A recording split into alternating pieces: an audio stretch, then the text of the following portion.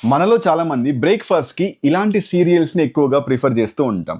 Oats అవ్వచ్చు, muesli అవ్వచ్చు, granola అవ్వచ్చు, కార్న్ ఫ్లేక్స్ అవ్వచ్చు. Especially working professionals. దీనికి 2 రీజన్స్ ఉన్నాయి గైస్. ఒకటి కన్వీనియన్స్. ఇవి ప్రిపేర్ చేసుకోవడానికి మనకు 5-10 మినిట్స్ ఉంటే సరిపోతుంది అండ్ టేస్టీగా కూడా ఉంటాయి. రెండో రీజన్ ఏంటంటే ఇందులో ఉండే న్యూట్రియంట్స్. కాంప్లెక్స్ కార్బ్స్ ఉంటాయి, ఫైబర్ ఉంటుంది, వైటమిన్స్ అండ్ మినరల్స్ వంటివి కూడా చాలానే ఉంటాయన్నమాట. But are they really healthy? ఇవి మనల్ని నిజంగా ఫిట్‌గా చేస్తున్నాయా? లేదా ఫ్యాట్‌గా కన్వర్ట్ చేసి అన్‌హెల్తీగా తయారు చేస్తున్నాయా?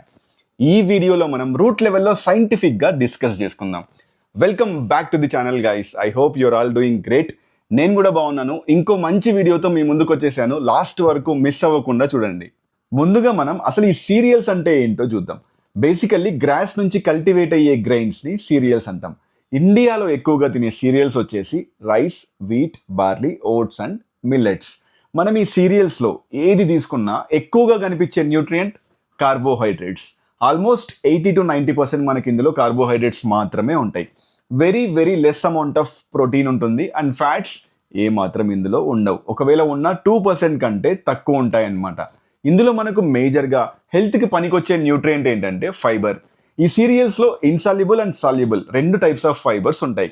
ఈ ఫైబర్ ఎక్కువగా ఉండడం వల్ల మన బ్లడ్ షుగర్ లెవెల్స్ అన్నవి స్టెబిలైజ్ అవుతాయి. లాంగ్ రన్లో మన కొలెస్ట్రాల్ లెవెల్స్ అన్నవి కంట్రోల్లో ఉంటాయి. మనం తినే ఫుడ్ ఏదైతే ఉందో మన బ్లడ్ షుగర్ లెవెల్స్ని డ్రాస్టిక్గా రైజ్ చేయకుండా స్టెబిలైజ్ చేస్తాయన్నమాట. మైక్రోన్యూట్రియన్స్ విషయానికి వస్తే ఈ సీరియల్స్లో ఎక్కువగా బి వైటమిన్స్ ఉంటాయి. మినరల్స్లో మనకు జింక్, ఐరన్ అండ్ మెగ్నీషియం వంటివి ఉంటాయన్నమాట.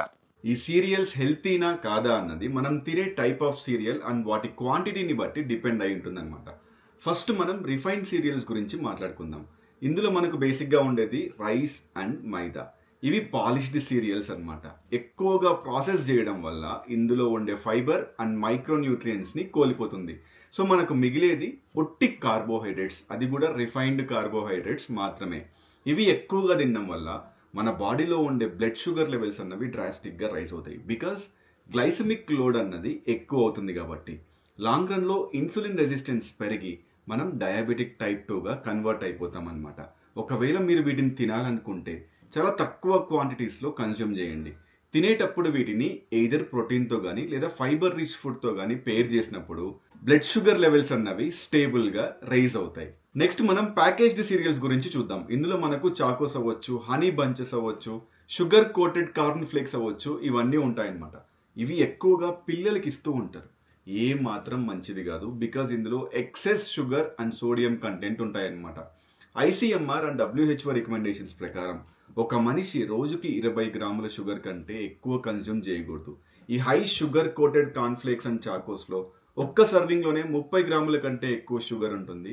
ఇవి హెల్త్కి ఏమాత్రం మంచిది కాదు. ఇవి తక్కువ క్వాంటిటీస్ కాదు, అసలు తినకుండా ఉండడమే మంచిది. ఇందులో మనకుండేవి ఓట్స్, మిల్లెట్స్, బ్రోకెన్ వీట్ అంటే దలియా అని కూడా అంటాం, అండ్ బార్లీ. ఈ నాలుగిట్లో మనకు ఫైబర్ కంటెంట్ చాలా ఎక్కువ ఉంటుంది. దీనివల్ల కార్బోహైడ్రేట్స్ కాస్త గ్లైసమిక్ ఇండెక్స్ తగ్గించుకొని మన బ్లడ్ షుగర్ లెవెల్స్ని డ్రాస్టిక్గా రైజ్ చేయకుండా ఉండడానికి సపోర్ట్ చేస్తుంది. దాంతోపాటు ఈ సీరియల్స్లో మనకు ఎక్కువగా వైటమిన్స్ అండ్ మినరల్స్ కూడా ఉంటాయన్నమాట.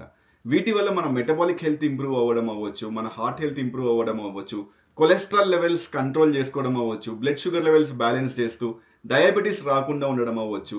ఇవన్నీ బెనిఫిట్స్ ఉంటాయి. మనం బ్రేక్ఫాస్ట్లో ఇలాంటి సీరియల్స్ని కన్జ్యూమ్ చేస్తే మన లంచ్ వరకు చాలా యాక్టివ్గా, ఎనర్జెటిక్గా, మన గట్ చాలా కంఫర్టబుల్గా, బ్లోటింగ్ అవ్వకుండా ఉంటుందన్నమాట. దీనివల్ల మన డే యొక్క ప్రొడక్టివిటీ కూడా ఇంక్రీజ్ అవుతుంది. నేనైతే ప్రతిరోజు నా బ్రేక్ఫాస్ట్లో ఓట్స్లో వే ప్రోటీన్ వేసుకొని, ఆల్మండ్ మిల్క్ వేసుకొని, నట్స్ అండ్ ఫ్రూట్స్ని యాడ్ చేసుకొని ఒక కంప్లీట్ బ్యాలెన్స్డ్ మీల్లా కన్జ్యూమ్ చేస్తా. మీరు ప్రతిరోజు బ్రేక్ఫాస్ట్లో ఏం తింటారో కమెంట్స్లో మెన్షన్ చేయండి. అది హెల్తీనా అన్హెల్తీనా నేను చెప్తాను. That's it for today guys. I hope you found this informative. నచ్చితే లైక్ చేయండి. కొత్తగా ఎవరైనా చూస్తున్నట్టయితే please subscribe and support us. Thank you.